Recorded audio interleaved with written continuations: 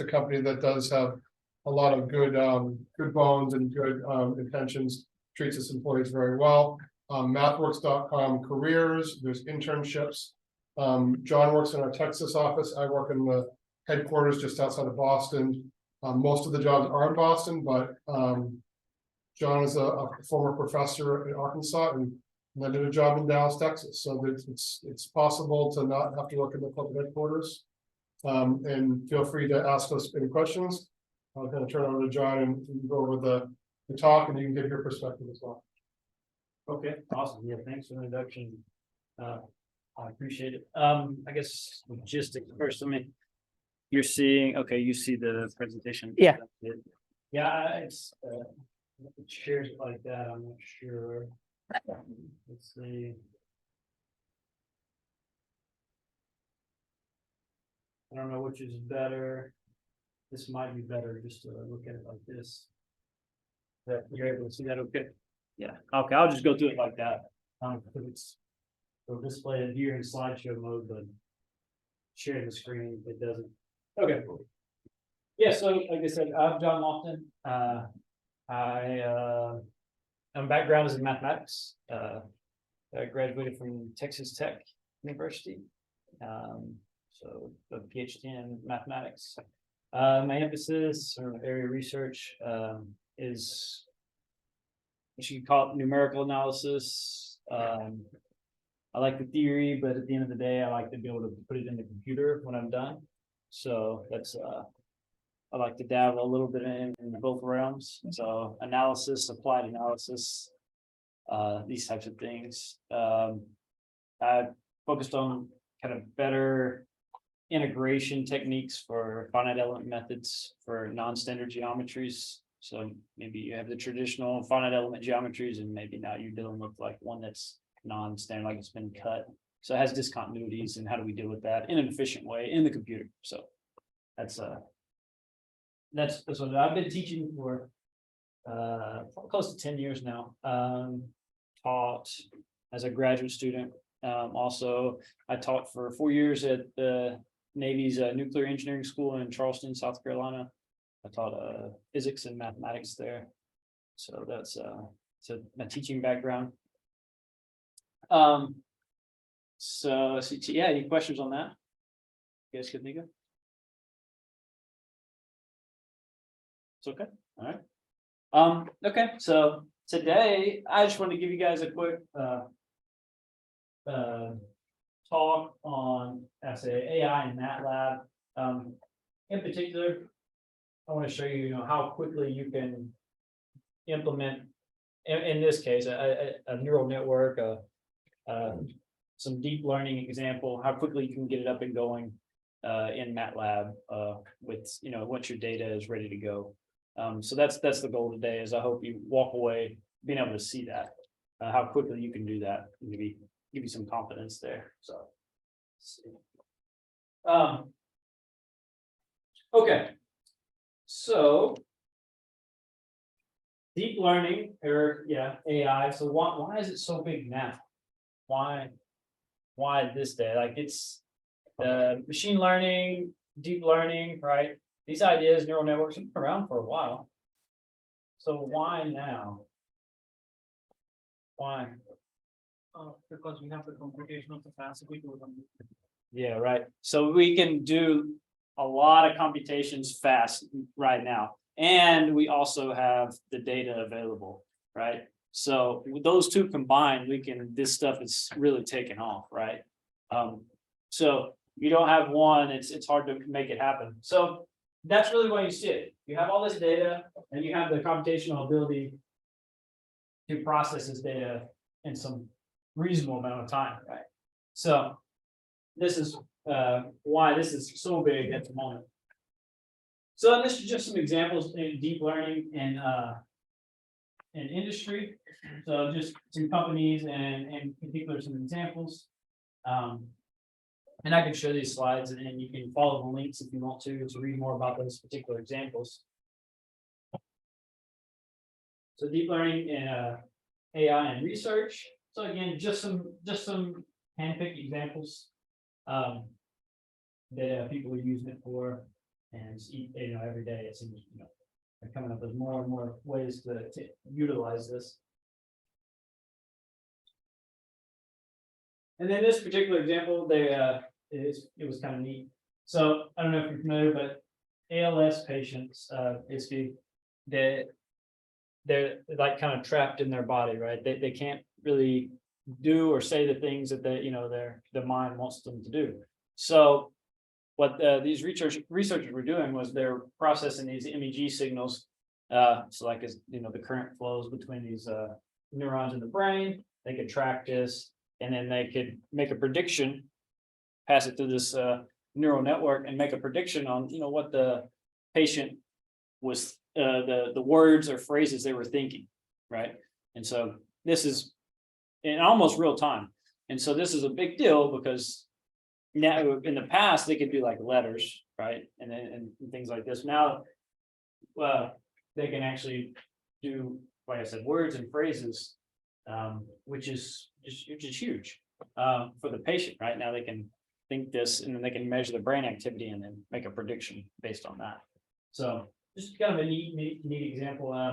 And they in particular, they were using MATLAB, and it again made it more efficient and accelerated their research. Okay. So just to show like how MathWorks is constantly trying to add more and improve on their products. And so just different toolboxes that they have available. And so that's out there. And that a lot of times doesn't get recognized because you may use MATLAB for one particular thing, but there's actually a lot of things that you could probably use it for. And so just to kind of remind you that we're always improving and we're always trying to, give you more things that you can use. Okay, so now let's talk about kind of a workflow for kind of developing some deep learning model, okay, or machine learning model, and then necessarily have to be deep learning. So a lot of time is spent with the data preparation, right?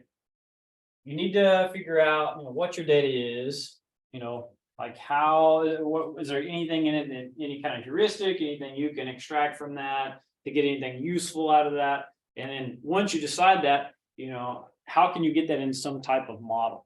Okay.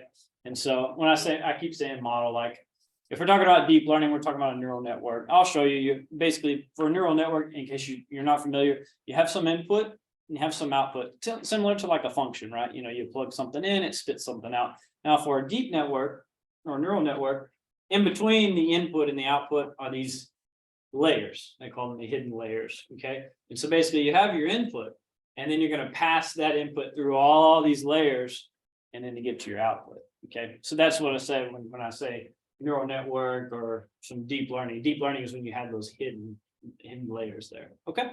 And so any question on any of that up to this point? So hopefully everybody, I can give you a quick image. I'll skip a few slides just so you get a nice visual. I say skip a few, but yeah. So this is what we're saying. You got input, you got output, but in between there, you have these what we call hidden layers, right? And that the idea is that represents neurons in the brain, how they're all connected to each other.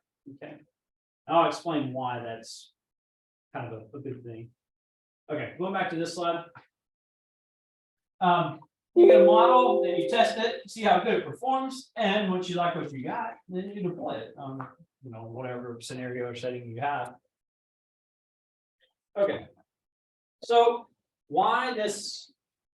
It looks like a convoluted mess, right? You have an input, you got an output. It seems like good enough. Why make it more complicated? Why add these layers, right? With all these connected neurons, right? It's kind of what the model is built on.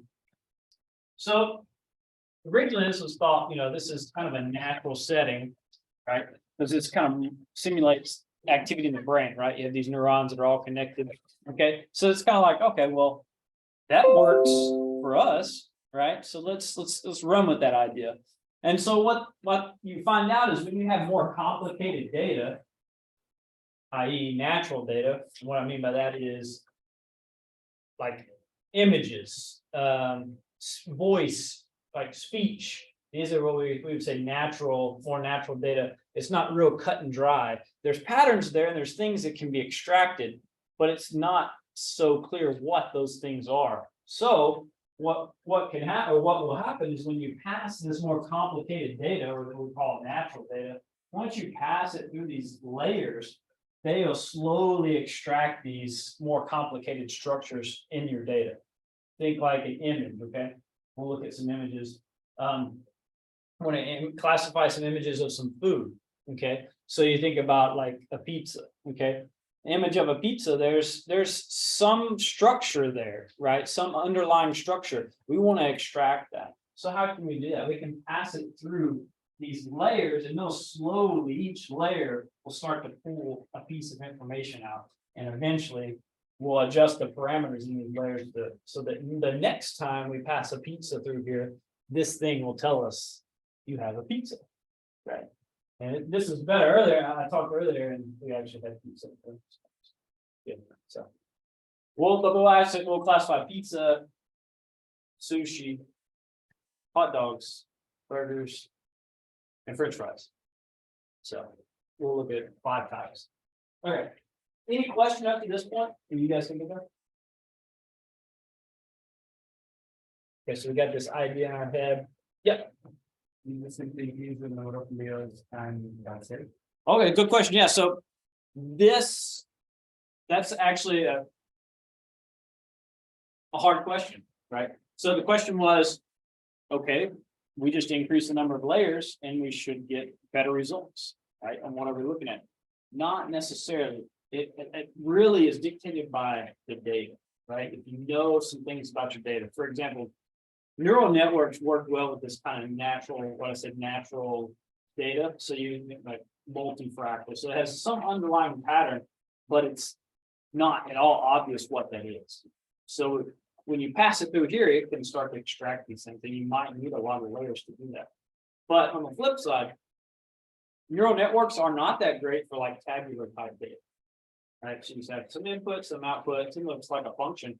If you pass that through a neural network, it's kind of overkill. It might not do as well as like a simple like regression algorithm or something like that, which we would classify more as like machine learning, right?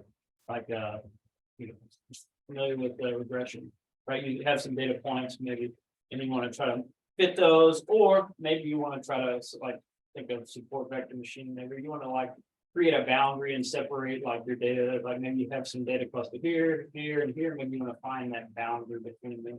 So that's more like what we say, like machine learning type thing. Their problems are more suited better for those. And they don't have these hidden layers, right? It's just kind of a pretty cut and dry problem, minimization problem.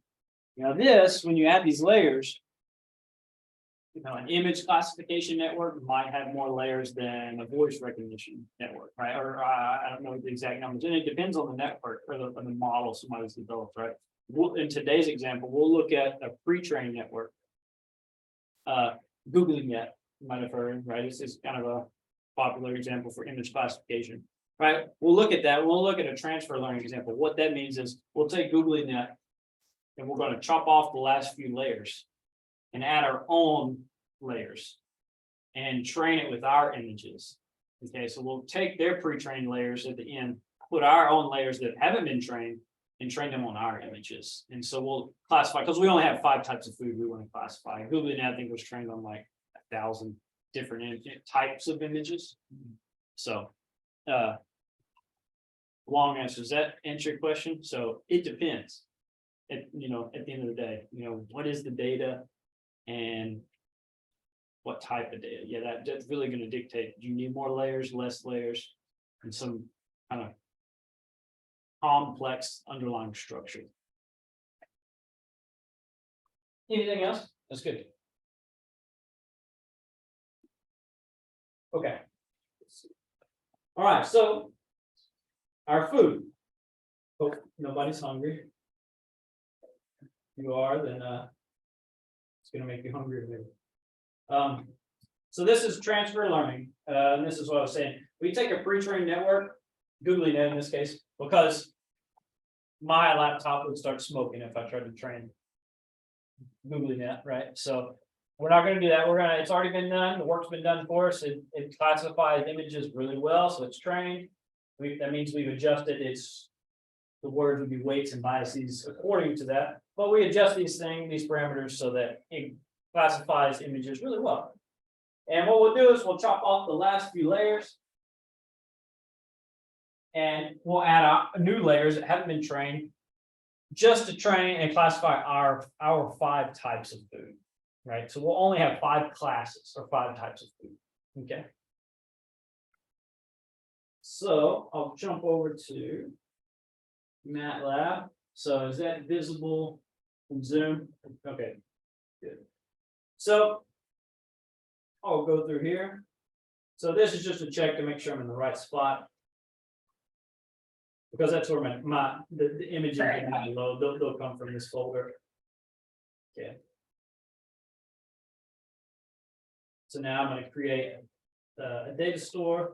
It's like an efficient way to store memory, store data, sorry, in your memory. So let's look at a random image. This is generated earlier, but just to make sure it's working, let's generate a different one.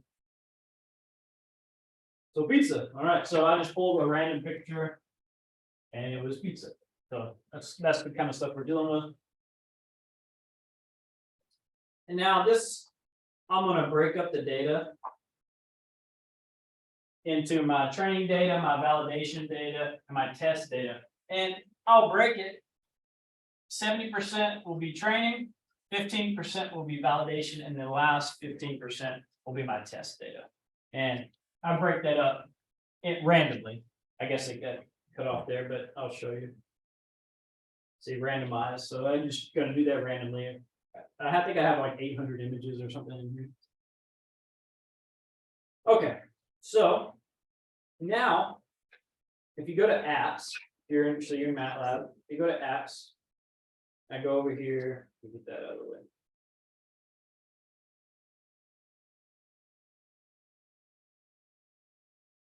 Click the little arrow.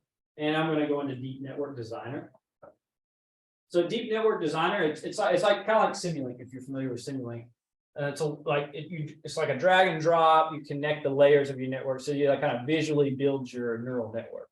Okay, so it's kind of gives you a nice visual. So when you open it up, it'll ask you, do you want to start with a blank network, create it from scratch, or do you want to load a pre-trained one? And I do. We want to load GooglyNet.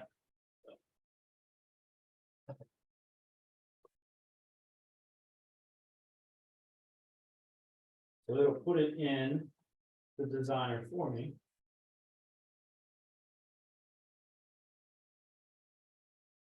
And so the big takeaway here is that it's you'll see once we get it going that it gives you a nice visualization. So there's GooglyNet. It's that's the neural network. You have the input there at the top, and then at the bottom.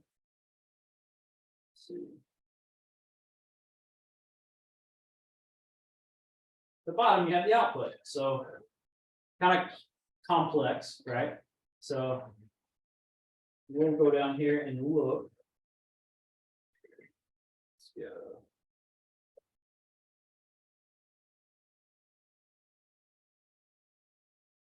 So as you zoom in, it'll start to tell you which layers you're looking at. So we finally have our output, and so all the layers and the different things that those layers do. Okay. Which there's a ton of them, but so this one's been trained on 1,000 different types of images. So what we'll do is we'll delete these and add some untrained layers and train them on our data. So you just drag and drop. So I'm going to drag and drop a fully connected layer. Because I want it to not be trained. We go down.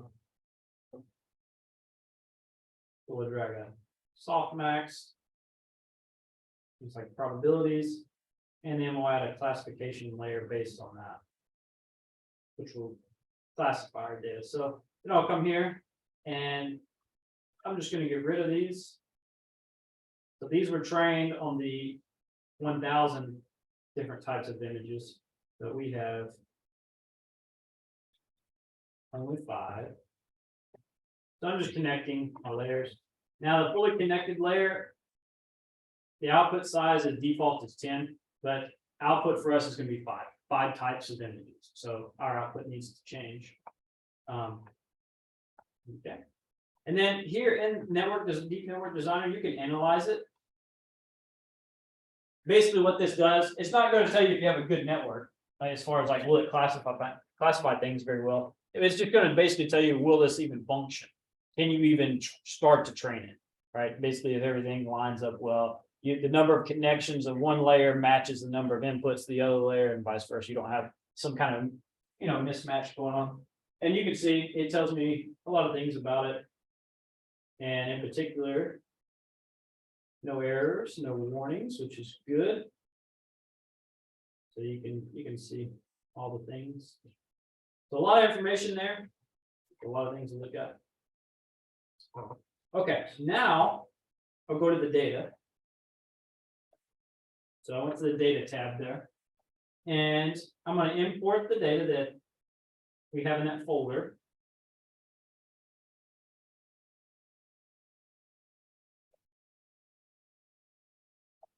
And so I'm going to tell it to get it from my workspace. So I have 873 images. I want my training data. This is my training.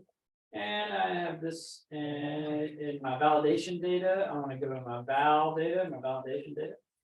And I'm going to import.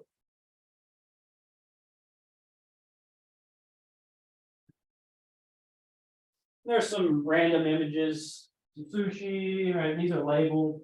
And it gives you kind of a histogram there about the different foods. So it seems like hot dogs are, you could maybe say they're underrepresented, right? Not a whole lot of hot dog pictures. Maybe that comes into play. We'll see.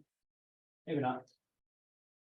This is label data, right? Yes, yes, yeah. Question was, is this labeled data? Yes, this is these are images with labels.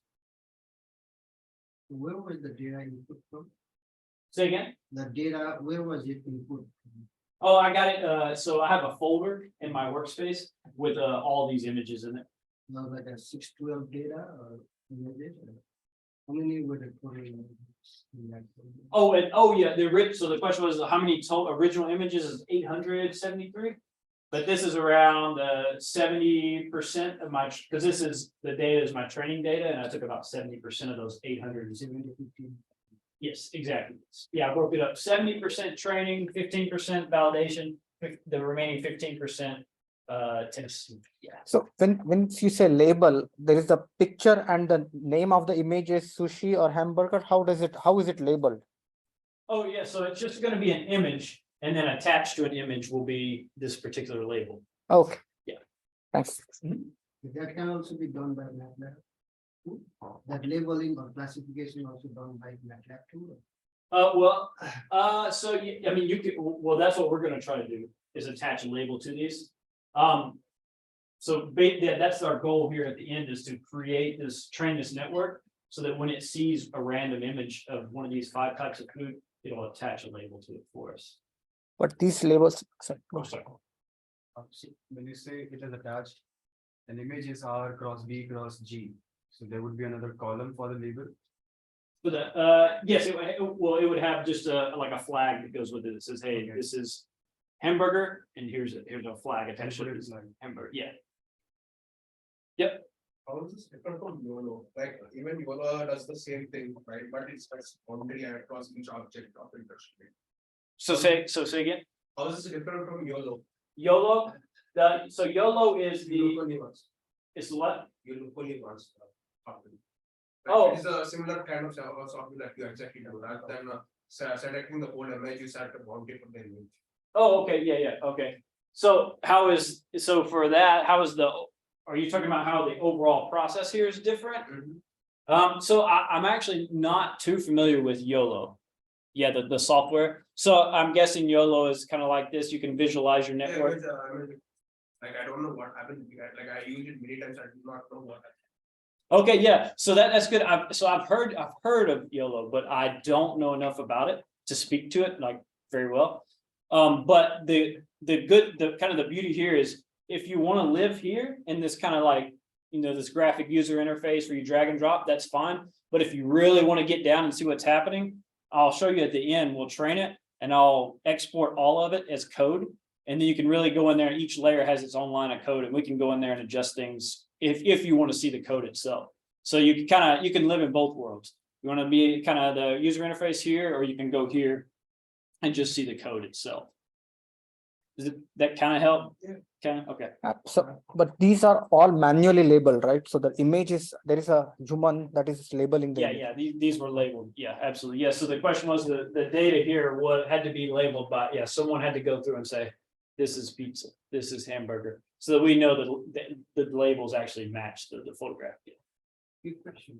Yep. The layers, you were mentioning, like, can those be customized and modified? Okay, good question. The question was, the layers going to be customized or modified? Yes, you could, so you can go in there. So with the layers, if you click on one. Let's go. Go back to my designer. So if you click on one. So name. So it gives you the properties. Some of them, I don't know if it's gonna let me go to my fully connected layer. So yeah, this is the one I dragged and dropped. So if you go to my fully connected layer that I dropped, you can start to adjust things in that layer itself. So you can adjust some parameters there. And you can also, you can create custom layers. You would have to, I think you would need to add that as a code in the workspace. Tell it what your custom layer needs to be, because it'll be a deep learning layer array. And anyway, you can create custom layers if you need to. And you can look at the code version of all these layers. Like Ye- you said, you could- Yeah, absolutely. Yeah. If you don't see me do it, remind me at the end, say, hey, can I see the code? Now I'll export the code and it'll just spit it out. Can you flash that code onto a microcontroller?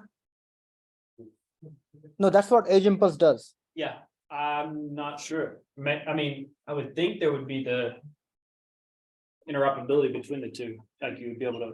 No, basically create the neural network, Mhm. then basically create an Arduino library and flash it onto an Arduino, so you can do deep learning on Arduino. I think the Google Net would be too computationally. Too heavy? Yeah. Yeah, I don't know the hardware specifications of the Arduino. It seems like it could be too much. But it can at least export the weights that it has claimed. Yeah, the weights, Yeah. the weights and biases. Yes, yeah, you should be able to extract that. Can Yeah. we make it from floating to integer? Like, can we reduce it from making it into float size and or into an integer, because that was required for us to export into a PG or Yes, okay, yeah, so you want to convert from floating point to what? integer. Oh, integer, yeah. So the question was, you convert from floating point to integer. Yeah, I mean, you can convert that. There would be a command in MATLAB to go from floating point to integer. No, while training itself, Oh, while training? quantizing. Yeah, quantize, you can use quantize. But for the specific, I'm not sure about I don't see any reason why not, but So we can just add quantize in this layer and it would. yeah, there's actually let me go. Go to Deep Network Quantizer app. Ah, So right next to the one I'm using.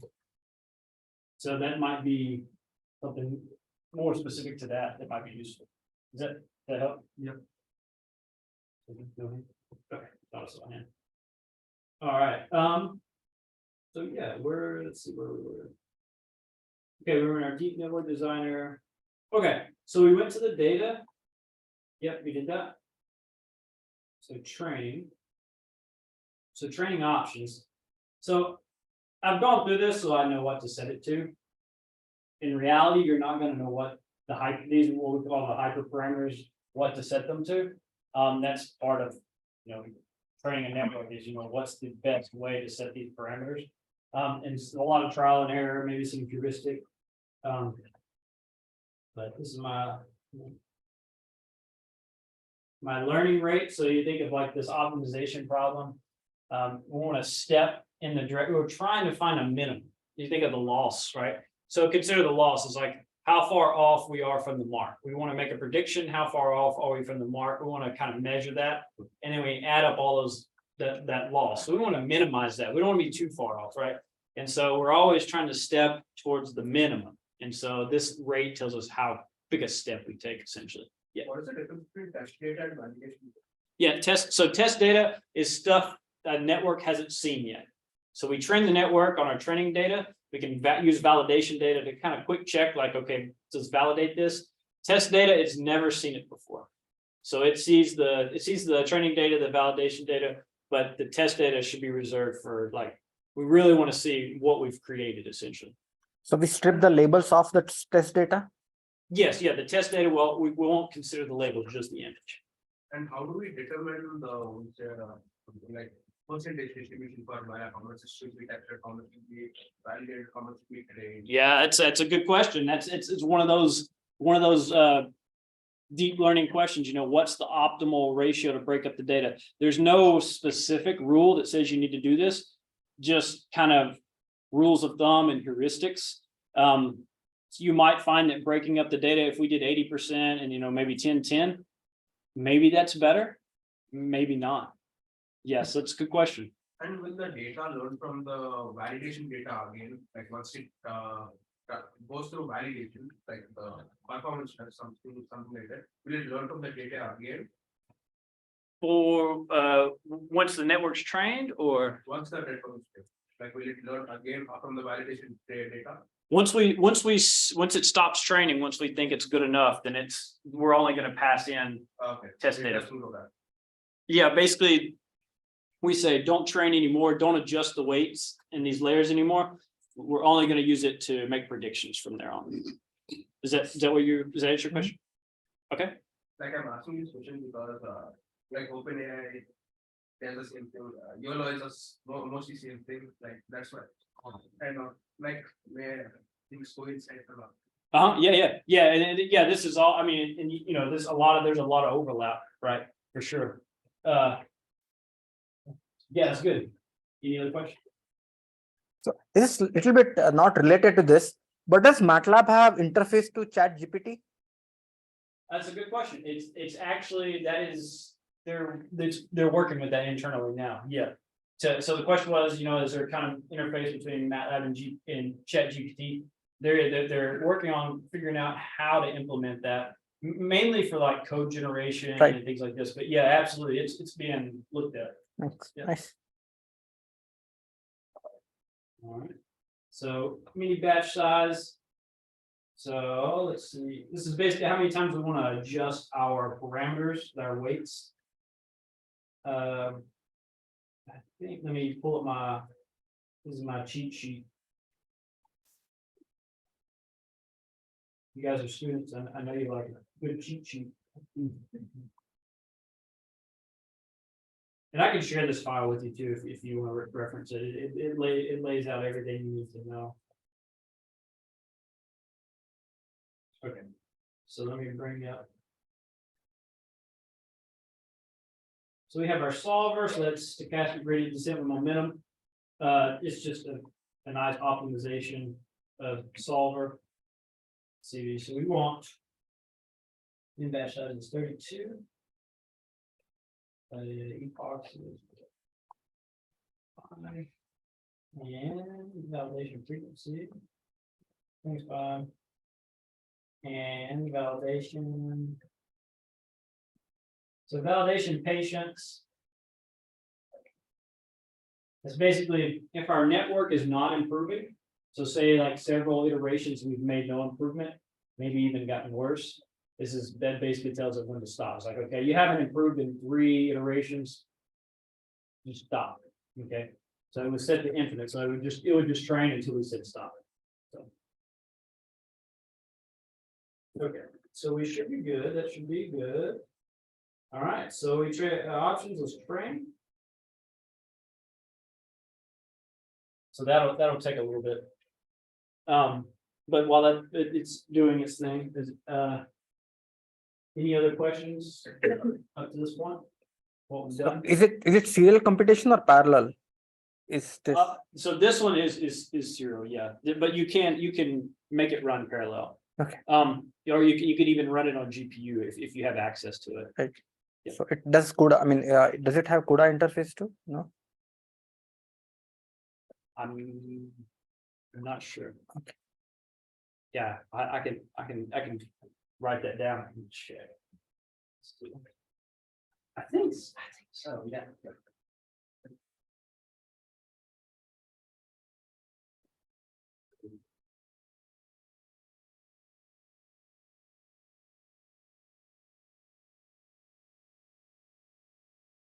No. Yeah, Those hyperparameters which we are supposed to tune and tweak and stuff, yeah. they are going to be in millions, right? I mean, yeah, you can go crazy, right, with the hyperparameters. Yeah, but then at the, so can't we use like function like fmin search or fmin unc to get an optimal value? At the end of the day, it is a like finding a minimum of a function, right? That's the overall problem, right, is to minimize this complicated loss function, right? Yeah. So can't we like first find those hyperparameters and then train it to get the weights? Well, that's the thing is the question is about the hyperparameters. So you tune and adjust those. But it's not clear what those should be, depending on the problem itself. You might have some insight, right, going into it, but in general, you don't know. And I'll show you in a slide here. There's another app called Experiment Manager, and basically you train the network several different times, schedule several different trainings with the adjustment of hyperparameters, and you make a comparison, and it'll basically tell you, which model is going to be the best for a certain hyperparameter tuning. There is no way, there's no workaround for the hyperparameters. It is trial and error. So question was, is there a workaround for the hyperparameter tuning? You can actually adjust hyperparameters. You can sweep over in the experiment manager. We'll look in there. You can sweep over, tell it to, I want you to run these experiments going through the hyperparameters and make these adjustments for me, like if you know something about it. But in general, yeah, there's no like hard and fast or set in stone value for those hyperparameters. Does that help? That's part that's part of the what do you call it, like model engineering, if you will, right? You're trying to develop this model. Maybe this value works better. Like I trained this same network, okay, the one we're looking at now. And I changed the learning rate by a factor of 10. So I put 0.001 for our learning rate. If I do increase it by a factor of 10, so 0.01, the model does horrible. Like it will train faster computationally, right? However, I think it would get to like 60% or something like that. It'd be something not very good, right? And that was just tweaking one hyperparameter just a little bit, not much at all. And so it's yeah. Is this the same thing that is running TensorFlow? Like when I explore model at TensorFlow and I keep generating similar kind of apps. So I haven't used TensorFlow a whole lot. So I can't really speak exactly what it does. So something you might not be aware of that might be useful, like if there is something that you like to use, like in Python, you can now call Python code from MATLAB, and then vice versa, call MATLAB code from Python. Like there's an interoperability now.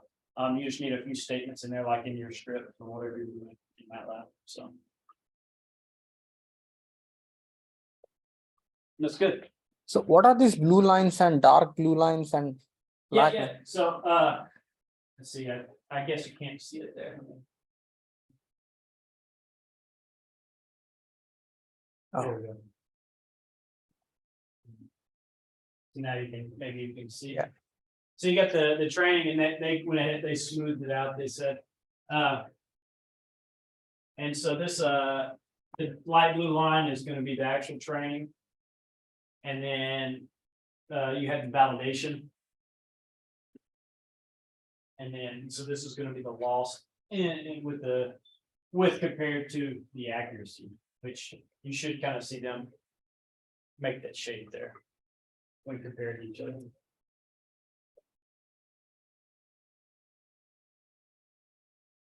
There's actually, I don't know if you guys are familiar with, there's some software. I say so, there's in GitHub, there's some guy wrote some code. Basically, it's called Weight Watcher. And what it'll do essentially is like, it'll look at your network layer by layer. It doesn't train the network. It takes a fully trained model and it looks at each layer and it will tell you if that the weights and biases in that layer have been optimized, if they're optimal for that layer. And it does some interesting things behind the scenes, but basically it boils down to it does a singular value decomposition. I don't know if you guys have taken linear algebra yet. So basically it'll do a singular value decomposition and it'll make a comparison between the singular values. And so the guy who wrote it, his name's Charles Martin, I think. But basically that's what it'll do. It'll scan your network after it's been trained. And based on that singular value decomposition, he does some things with it, right? He can tell you like, hey, this layer has not been optimized.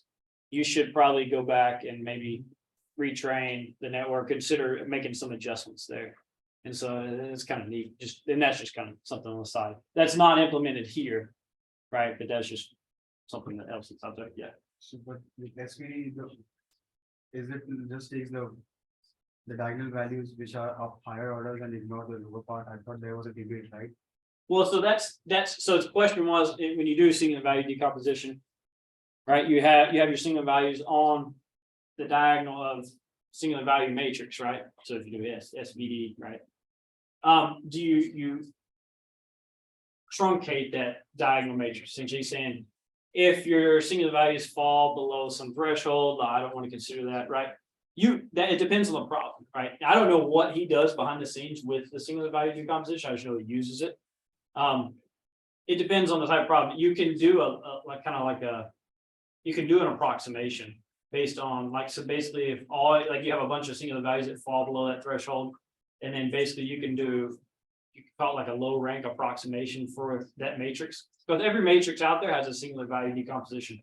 And so you could take that, say I only want to use the higher order magnitude singular values to approximate now whatever I'm trying to do, because maybe you have 100 singular values that are like 10 to the -6 or smaller, not much contribution, right? Yeah, you can throw that, and you can call it like a low rank approximation. Basically, I only want to use maybe the top 3 and take the top 3 singular vectors, right, associated with those singular values, and you can, based on that, it might be greatly beneficial to your computation, right? Because now you've thrown out most of your matrix. You only use a small portion of it. But that's something else. I don't know what exactly he does. He makes a comparison with his singular values.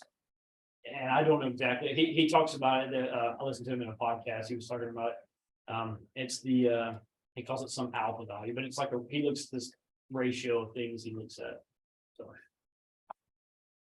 it's good. Anything else? Still training? Yeah, so it'll take a little bit.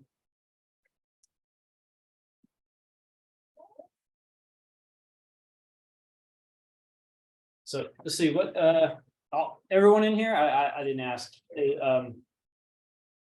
The same degree. It's all so what is it? What's the representation we have here? Okay.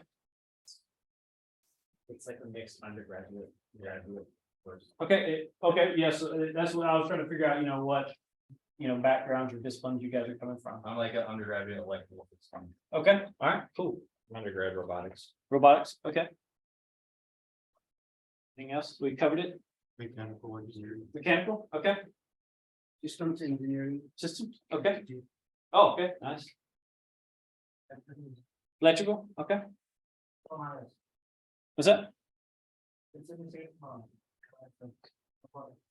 Oh, okay, okay, I see, okay. What else? So it's good, right? It's good. I like you guys come from different disciplines. Can provide, different insights, right? See different intuitions.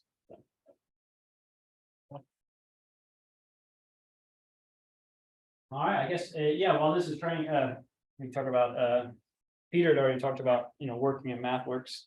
There are, internship opportunities. Now I can send that, to your professor. I'll send an email with links and provide information you guys can go and check out and get him to send that out to the class. But yeah, there are internship I opportunities. think we have about 600 openings now too in the US. Oh, okay, and that's internships and full-time or? Internships full-time in the US, we have like 600 openings currently. Wow, 600. So, yeah, if you're interested, This summer? there's some for this summer. There's some for the summer, I think, coming up. I mean, the summer, we typically have more internships, kind of, we cover vacations, but they may or may not be posted at this point. But yeah, we're doing a bit more hiring now that we've kind of gotten through the pandemic.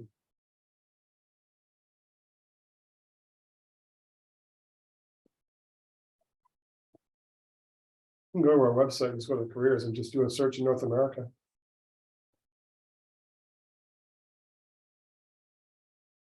Let's get.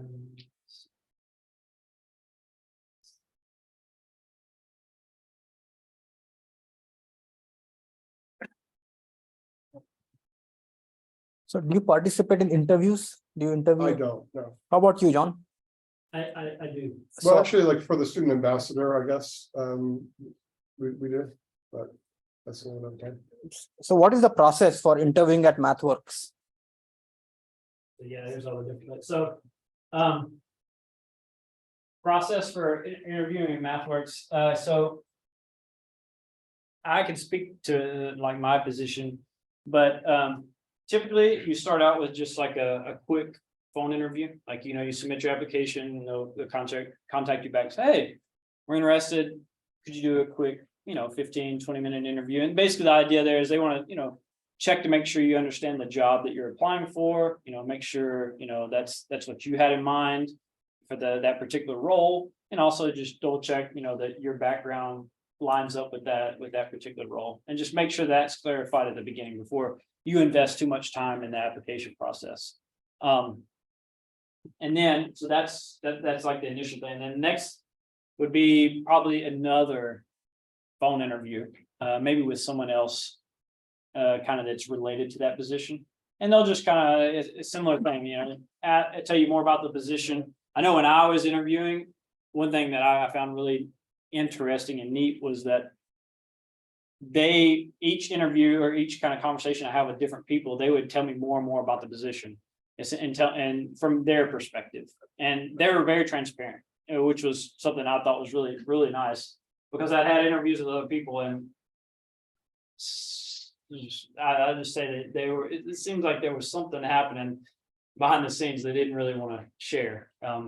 So I got interviewed with one particular group, and everything was going good. But I guess at one point he basically, I guess, let slip, hey, hopefully the funding comes through for this, and this position will stay around for a while. I was like, yeah, hopefully, yeah, okay.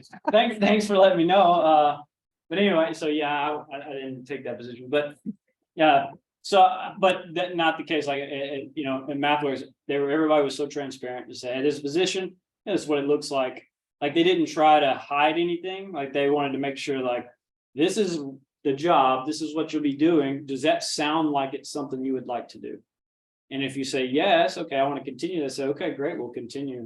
But they want to make sure you understand the role, and they don't hide anything, right? Behind the curtain. Like, it's not you're like, oh, I think I know what I'm getting into, and you walk in and it's like, what? And it's not like that at all. I kept telling them, I remember just telling them that over and over every time I talked to somebody, hey, thanks for your transparency. I hadn't talked to very many people that were like that. And then another thing that's pretty neat within MathWorks is it's like There is a hierarchy, right, of like managers, supervisors, but you honestly don't really see that. Like, I know when I was interviewing and I first got to the company, I was just talking to people, I didn't realize, the role they played in the company exactly. And I come to find out, I just got through talking to like somebody that's way up here, but they talk to me just like a regular person. They're like, hey, I'm glad you're here. What do you what's your background? And so like that was pretty neat too. It's like, it's almost like everybody has open door policy. It's like, you don't feel like intimidated to go talk to somebody, way up. Like they're always glad to, talk to new people and interact. So that was pretty neat too. Yeah, so maybe 600 worldwide. Just click on United States on the magnifying glass. It should give you the current. Oh, right here. Just click on that. I think that just shows all the. Yeah, there you go. And you can filter it from there. All right, so it's 263, so it must have gone down a bit, but yeah, maybe it's 600 worldwide. So yeah, you guys can see now, so you can go. And that's actually how I found the position I applied for is I was looking in LinkedIn, right, different jobs, and I found a similar role, but in native. It's like, oh, it was hybrid. I was like, I don't think I can make that work. I don't think I can make Tuesday and Thursday work, Massachusetts. And then I found the position in Dallas, which is where I'm based out of. And so, that was nice. So find the Dallas one. I didn't see it in LinkedIn. I eventually did, but I went to MathWorks webpage just like I did here and pulled this up and searched like this, and that's how I found a particular one. So these new career are entry level jobs, right? For students and new careers, that'll be the internships. Okay. Yes, you student ambassadors, TAMs, consultant internships, and then new career. EDG is a big one that we would hire for. Okay.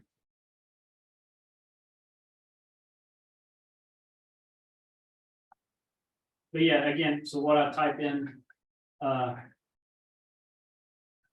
just MathWorks careers, and that's like the first link that pops up.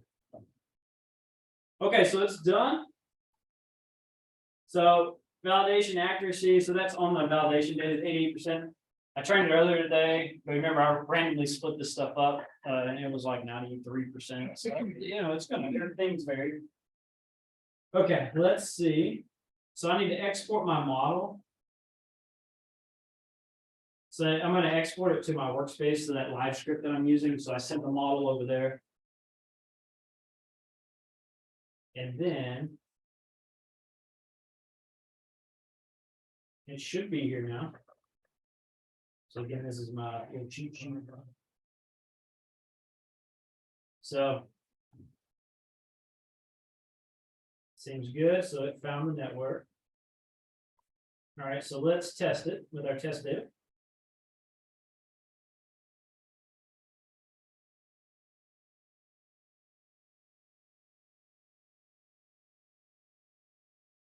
It's pretty quick. It's done. So I'll minimize that so like we can see how it did. This is old. So it's going to create this confusion matrix. You guys can see it.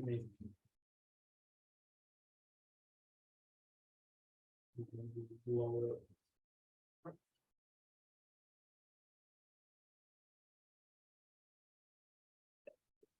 So maybe you can see that a little better. So you see, it's kind of how this explains the confusion matrix. Usually, if you're going to make some prediction, like attach a label to something, you see a confusion matrix. So the idea is here's our predicted classes. And here's our true classes. So basically, we predicted French fries when it was actually sushi. So that's that block there. So everything on the diagonal was predicted correctly. So this is kind of how you can read this. Seems like we did okay. I thought there might be some concern with the hot dogs, but hot dogs didn't seem too bad. Because we didn't have very many hot dog images. But those images might be very clear, what a hot dog is. It might not be mixed up with the other ones, so. I thought there'd be more confusion with the hamburgers and hot dogs, but I don't think it. Looks like you didn't mix those up. Yeah, I guess maybe the hamburger, I guess has more circular with a lot of maybe like light brown color for the bun, right? Because that's what happens when you pass it to the network. It tries to extract these features out of it, right? These patterns that are kind of hidden under the scenes.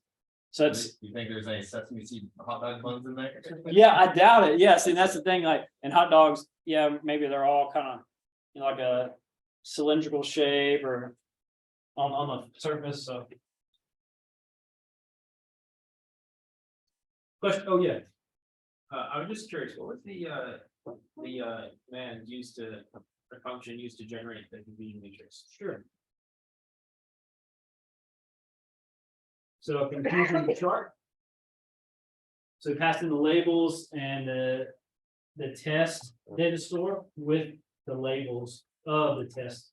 And so once we classify it, we attach a label to it. And then we want to see those in the matrix together. So the labels and then our test labels. So the labels themselves are the true ones, the real labels. And then these test data store labels are the ones we generate. Does that answer your question? Yeah, it just looks very similar to like a heat map. Those kinds of charts, the correlation matrices. Oh, yeah. Mhm. This so the heat map. So this is gonna be like for discrete like classes, right? So you got kind of this block structure. But yeah, similar to a heat map in the sense that, right? The more accurately predicted ones, the higher the number, the kind of darker the color. Right. Yeah. So this is old, but let's do a new one.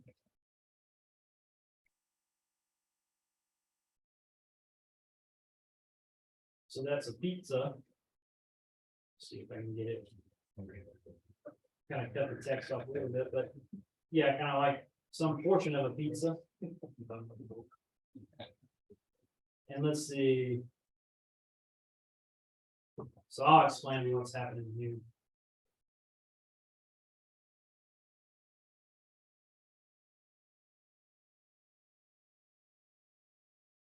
So this is the first convolutional layer. So basically what happens is you think of like you have an image and you pass a filter, like it just sweeps over the whole image, just over and over all the way till it gets to the bottom. And so depending on what your filter is, right, as it passes over, it'll kind of do different things to that portion of the image. It depends on the filter itself. And then once you do that, you pass it through an activation function and try to extract some type of pattern. And so this will show you, you did the first convolutional layer, then you activate that and try to extract some underlying pattern or feature from that. Now it does this over and over again, right? This is just the first one. But that's kind of the idea, how you pass a filter over, then you run it through an activation function and it tries to like pick out certain patterns and things like that. And if you're more interested in that, you can actually do the trainings and stuff on this through MATLAB. Like if you're going to do like deep network design or go more in depth with it and stuff like that. Yep. I was just curious, when you actually finish up what the neural network and you get the results from the test that you run and the other images that you have, can you see the pathways in there, neural network? That's a good question. So the question was, if it misclassifies an image, what maybe which weight or bias was kind of maybe the culprit, so to speak. I'm not aware of any way that you're able to do that in the network designer.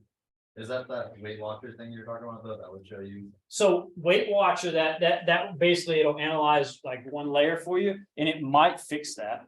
But it wouldn't see it like in real time in the sense that like it wouldn't see it when it happened.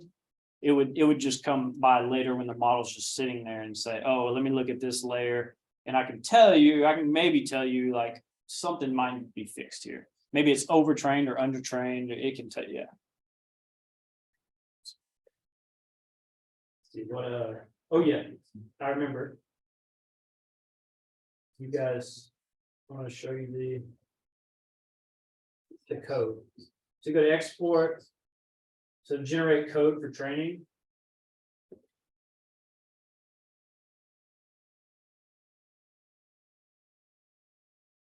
And it'll generate the live script for me. So you don't have to worry about that.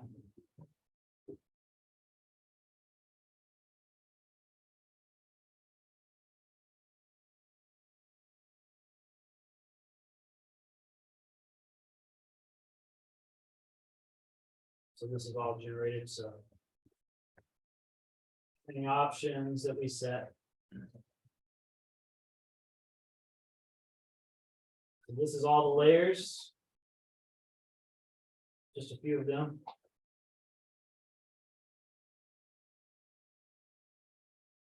In fact, that's out a little bit of work.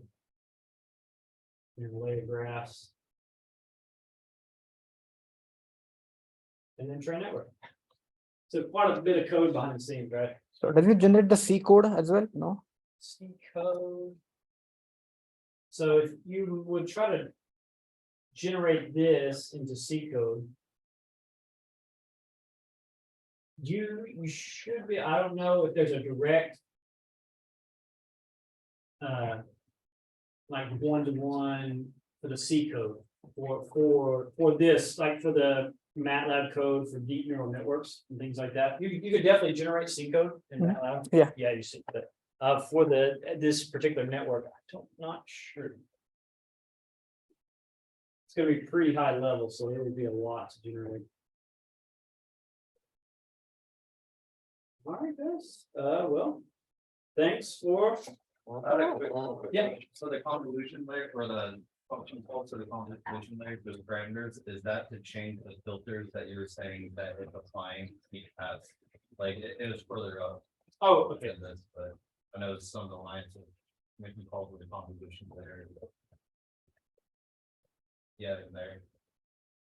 Yes, exactly. So it's going to tell it. It's going to give the dimensions of it. It looks like it's going to use one that's already like.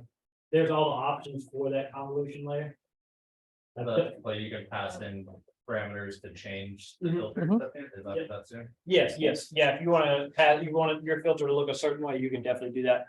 Like I've gone through like a deep network learning module in MATLAB, and they actually have you do that. They have you like create a filter that they create the identity filter, basically does nothing, and then they have you change a little bit, and then you start to see what it does to the image. So.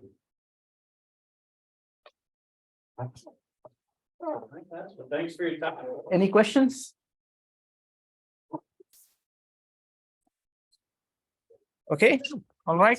Let's thank our speaker. Thank